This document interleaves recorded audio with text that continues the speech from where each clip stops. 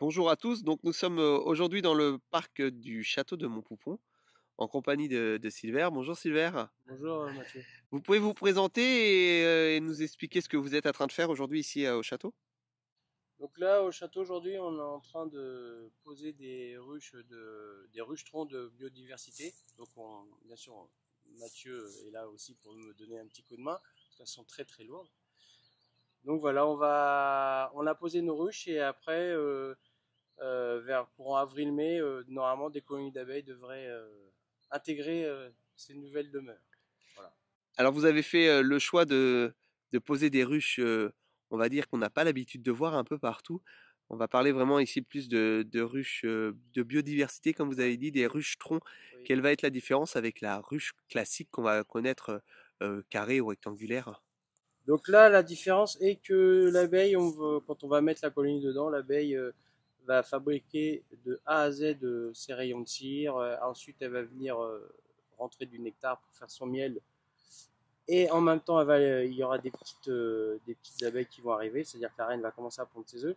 Donc l'objectif, c'est vraiment d'être dans le plus près de l'habitat de l'abeille, voilà quelques années en arrière. La différence aussi avec la ruche à cadre, la ruche à cadre est vraiment pour l'exploitation du miel, et là on est vraiment dans la préservation de l'abeille. Voilà. Donc Silver, vous pouvez nous expliquer en quelle essence d'arbre est fait cette ruche-tronc du coup?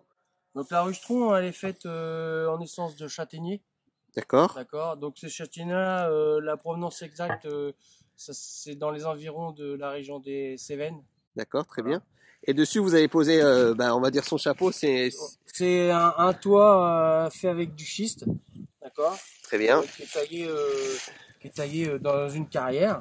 et qui permet comme ça de rendre Qui est hermétique et éviter hermétique et l'eau. surtout, quand le soleil vient taper sur la pierre, il retransmet dans la nuit la chaleur à la colonie qui va se situer juste en dessous des clés. D'accord, donc D'accord. là, vous allez nous ouvrir l'intérieur Voilà, donc justement. là les clés sont là juste pour couvrir, on va dire, La- fermer la ruche-tronc.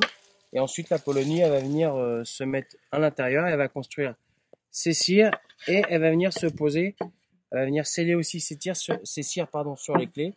Comme ça, il y aura juste ensuite à les laisser tranquilles pendant la grande saison. Et donc là, on va voir le côté d'où vont pouvoir rentrer et sortir. Donc sur celles-ci, elles vont rentrer ici là. Vous avez des petits trous là. En moyenne, ils font entre 8 et 8,5 en millimètres. Hein. Je parle en millimètres. Ça évite que les souris elles rentrent. Et aussi, ça va permettre pas au frelon, pardon, mais au bourdon de la ruche de sortir à la fin de la grande saison parce que les bourdons ne restent pas dans la ruche avant l'hiver. Très bien.